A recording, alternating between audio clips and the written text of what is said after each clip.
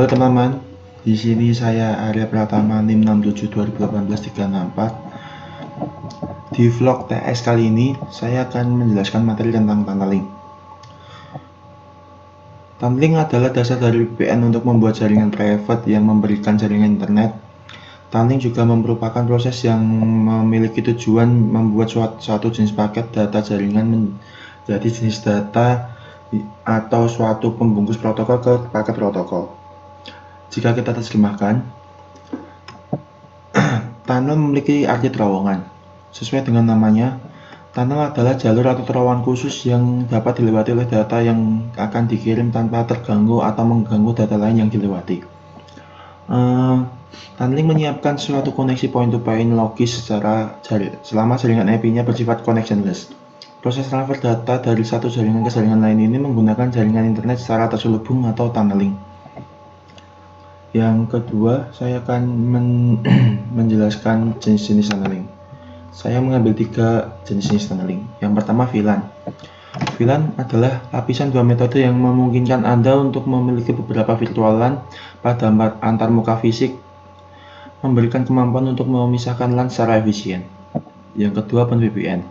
OpenVPN ini biasa digunakan ketika dibutuhkan keamanan data yang tinggi. Secara default, OpenVPN menggunakan UDP port 1194 dan dibutuhkan sertifikat pada masing-masing perangkat untuk bisa terkoneksi. Untuk client compatibility, OpenVPN juga bisa dibangun hampir pada semua operation system dengan bantuan aplikasi pihak ketiga. OpenVPN menggunakan algoritma SHA-1 dan MD5 untuk proses autentifikasi dan menggunakan beberapa zipper yaitu Bluefish 128, AS128, AS192 dan AS256. Traffic yang melewati tunnel OpenVPN akan mengalami overheat sekitar 16%. Yang ketiga, PPTP. PPTP adalah terowongan tunnel yang aman untuk mengangkut lalu lintas IP menggunakan PPP. PPTP mengenkapsulasi PPP dalam garis virtual yang berjalan di atas IP.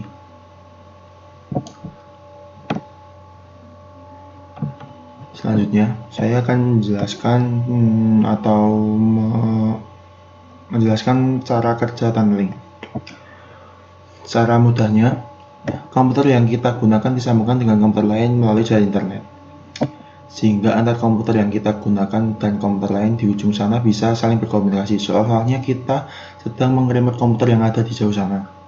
Jika tunnel ini kita gunakan untuk browsing, komputer yang kita gunakan tidak langsung mengirim paket ke data server yang kita tuju, tetapi mampir dulu ke komputer yang kita tunnel tadi. Baru dari komputer itu menghubungi server tujuan untuk mengirimkan data yang kita kirim melalui komputer asli kita. Paket yang dikirim dari server akan dikirim ke komputer kita melalui jalur tunnel tadi. Yang terakhir, saya akan menyebutkan kegunaan atau implementasi tunnel di dunia nyata. Saya mengambil 5 contoh.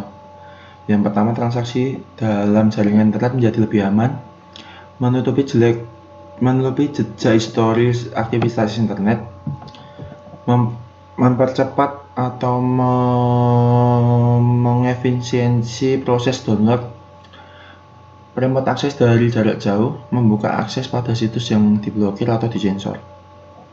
Nah, itu sekian penjelasan materi tunneling dari saya. Jika ada kurangnya, saya mohon maaf. Dan selanjutnya saya akan bercerita tentang pesan-kesan selama saya ikut kelas 3 RSN Asdos ini. Pesan-kesannya itu sangat menyenangkan ya. Materi yang diberikan Asdos itu juga banyak yang dapat saya tangkap dan dapat menambah wawasan saya. Asdosnya itu juga gak pelit. Asdos saya tuh bernama Mas Bagas ya. Dia tidak pelit sama sekali. Jika kita chat melalui via WA, dia itu pasti menjawab, dan apa yang kita tanyakan pasti dijawab dengan lengkap dan dijawab dengan jelas. Jadi kita yang bingung